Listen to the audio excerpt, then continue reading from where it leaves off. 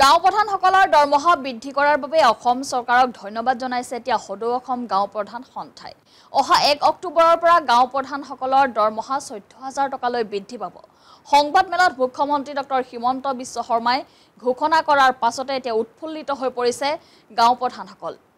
বহুদিন ধৰি সদৌ অসম গাঁও প্ৰধান সন্থাই অসম চৰকাৰক 3টা দাবী কৰিছিল। সেইকেইটাৰ ভিতৰত হৈছে মজুৰি অথবা মাহেকীয়া দৰমহা বৃদ্ধি, অৱসৰৰ সময়ত এককালীন আৰ্থিক মাননিৰ লগতে গুৱাহাটীৰ খানাপাৰাস্থিত যিটো গাঁও প্ৰধান সন্থাৰ মুখ্য কাৰ্যালয় আছে সেই কাৰ্যালয়টো আটক ধুনীয়াকৈ 3মহলীয়াভাৱে নিৰ্মাণ কৰি দিয়া। এই আটাইকেইটা দাবীৰ ভিতৰত এতিয়া মুখ্যমন্ত্ৰী ডক্টৰ হিমন্ত বিশ্ব শৰ্মাই প্ৰথমটো দাবী কেবিনেটত গ্ৰহণ কৰিছে। যোৱাকালি অসম চৰকাৰৰ কেবিনেট বৈঠকে অসমৰ গাঁও প্ৰধানসকলৰ কাৰণে যি সহানুভূতি দেখুৱালে, আগৰ পূৰ্বৰ পাই থকা পাৰিতোষিকতকৈ 5,000 টকা বৃদ্ধি কৰি তেওঁলোকে 14,000 টকালৈ বৃদ্ধি কৰিলে। তাৰ কাৰণে আমি সদৌ অসম গাঁও প্ৰধান সংস্থাৰ তৰফৰ পৰা মাননীয় মুখ্যমন্ত্ৰী মহোদয়ৰ লগতে ৰাজহ আৰু দুৰ্যোগ ব্যৱস্থা বিভাগৰ মাননীয় মন্ত্ৰী কেশৱ মহন্ত ডাঙৰীয়ালৈ আমি ধন্যবাদ জ্ঞাপন কৰিছোঁ। আমি বহু বছৰৰ পৰা এইখন চৰকাৰৰ লগত কেইবালানিও আমি আলোচনাত মিলিত হৈছিলোঁ।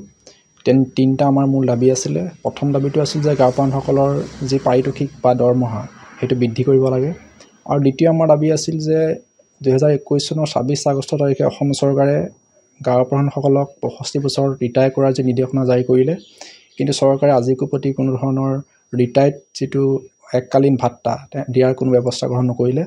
গতিকে সেইটো দিবৰ কাৰণে আমি মুখ্যমন্ত্ৰী মহোদয়ক আমি কাকতি মিনতি কৰিছিলোঁ। আৰু তৃতীয়টো আমাৰ মূল দাবী আছিল যে আমাৰ গুৱাহাটীস্থিত খানাপাৰাৰ যি মুখ্য কাৰ্যালয়টো আটক ধুনীয়াকৈ 3মহলীয়াকৈ বনাই দিয়াৰো আমাৰ এটা দাবী আছিল। এই 3টা দাবী অসম চৰকাৰে আমাক পূৰণ কৰাৰ যি আশ্বাস প্ৰদান কৰিছিল, তাৰে প্ৰথম দাবীটো ইতিমধ্যে পূৰণ হৈছে। আৰু দ্বিতীয় যিটো দাবী আছিলে, সেই দ্বিতীয় দাবীটো 3টা ফেজত 2 লাখ, 3 লাখ আৰু 5 লাখ যিসকল ব্যক্তিয়ে 0ৰ পৰা 10 বছৰলৈকে গাঁও প্ৰধান হিচাপে নিয়োজিত হ'ল তেওঁলোকক 2 লাখ টকা, আৰু 11 বছৰৰ পৰা 20 বছৰলৈ যিসকল গাঁও প্ৰধান নিয়োজিত হ'ল তেওঁলোকক 3 লাখ টকা, আৰু 21 বছৰৰ পৰা ওপৰলৈ সেই গাঁও প্ৰধানসকলক 5 লাখ টকা দিয়াৰ কথা ইতিমধ্যে চৰকাৰে চিন্তা চৰ্চা কৰি সিদ্ধান্ত গ্ৰহণ কৰাৰ কথা আমি জানিবলৈ পাওঁ। আৰু 3 নম্বৰ কথাটো আছিল যে আমাৰ যিটো মুখ্য কাৰ্যালয়টো ইতিমধ্যে অসম চৰকাৰে এখন কমিটি তৈয়াৰ কৰি সেই কমিটিত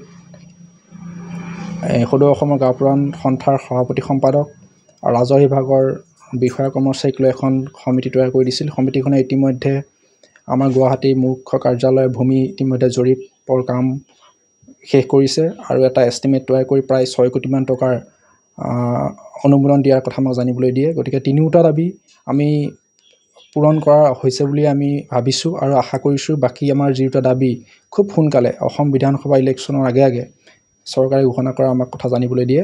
গতিকে আমি সদৌ অসম গাঁও প্ৰধান সন্থাৰ তৰফৰ পৰা সভাপতি হিচাপে মই অসমৰ মাননীয় মুখ্যমন্ত্ৰী মহোদয় আৰু ৰাজহ আৰু দুৰ্যোগ ব্যৱস্থা বিভাগৰ মন্ত্ৰী মহোদয়ক আমি ধন্যবাদ আৰু কৃতজ্ঞতা জ্ঞাপন কৰিছোঁ।